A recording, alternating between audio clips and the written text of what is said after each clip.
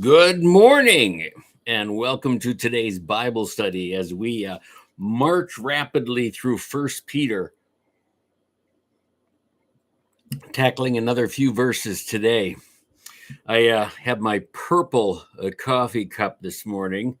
I'm headed to the LWML convention today in order to get ready to prepare myself to be with the LWML. I've been eating my food off my purple plate. I've been using my purple knee pad on my kneeler in my office and drinking coffee out of a purple coffee cup. I even bought some purple shirts to wear to the convention. That doesn't come easy to a Packer fan. So luckily they're not Viking purple. They're a lavender purple. LWML purple, as it were. Well, today we're going back into our study of First Peter. We're still in chapter 1. We're on verse 13, and we're going to look at verses 13 through 16 today. Therefore, prepare your minds for action. Being sober-minded, set your hope fully on the grace that was brought to you at the revelation of Jesus Christ. As obedient children, do not conform to the passions of your former ignorance. But as he who called you is holy, you also be holy in all your conduct. Since it is written, you shall be holy, for I am holy. Now, if you were following along in the ESV, you'll see that I changed a few of the words. I read it the way we often like to think about it, but not the way it says it.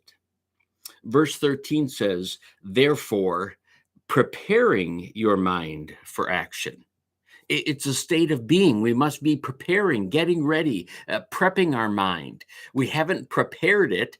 It's an ongoing mode that we're in preparing our mind for action.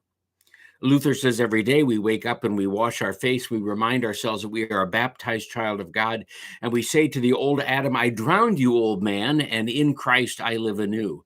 And that's what Peter's talking about here.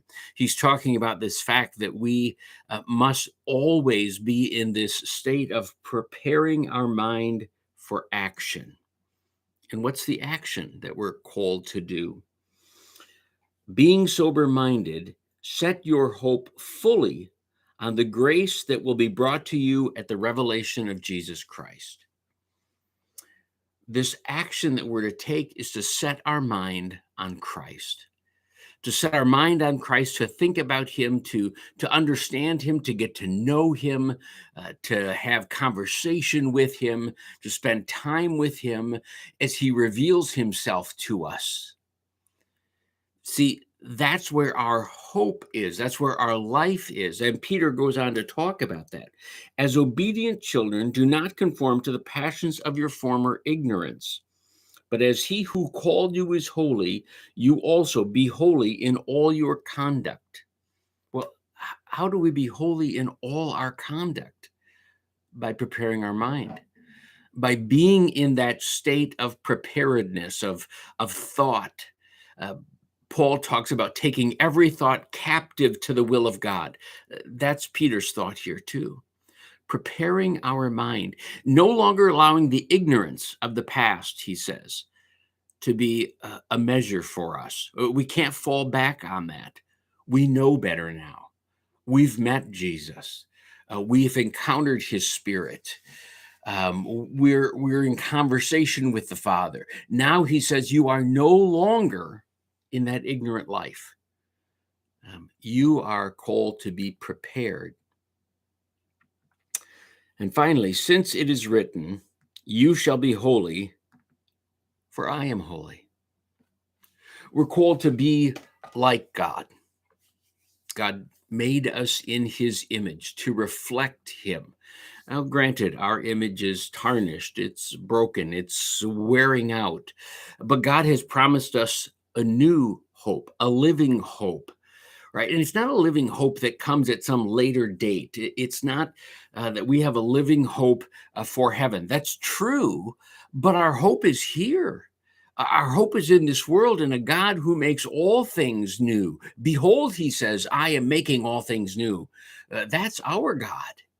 And so he says to us, now be preparing your mind, getting ready so that you too may be holier today than you were yesterday.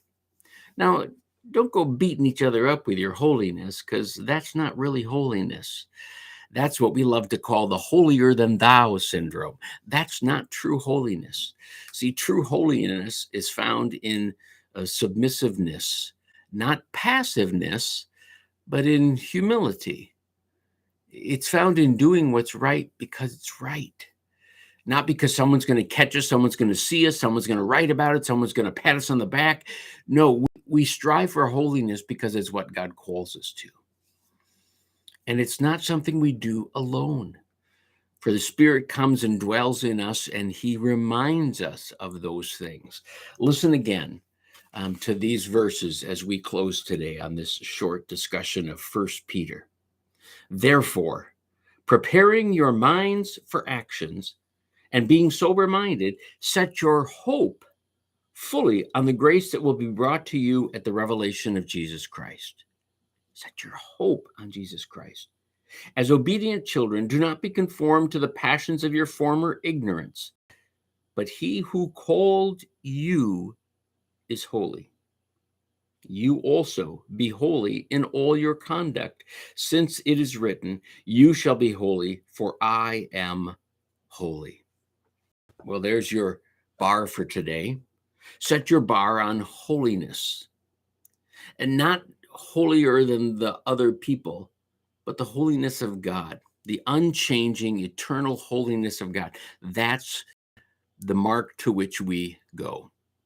Now, granted, along the way, we're going to fall. We are simultaneously sinner and saint at the same time. We are redeemed children of God, valued and seen as holy in his sight, and we are sinners who struggle to make it through a day without innumerable sins. But we have a living hope, and this hope is what keeps us moving forward, preparing our mind. So I hope this morning, this little First Peter discussion helped you prepare your mind. I know it helped prepare me with my purple mug, a Goodwill special. I went to Goodwill and bought all my purple stuff, and clerk at the Goodwill says, I sense a theme here. I said, really? And she says, oh, well, yeah, everything seems to be purple. I said, oh, what do you know? And then she winked at me. Yeah, it was a joke. Well, I hope you're having a purplicious day as you spend some time in First Peter. We'll see you next time we turn the camera on. I'm going to be at Wilmer for the next couple days for the LBML convention, as I mentioned. God's peace, and we'll get back to First Peter here very soon. Blessings.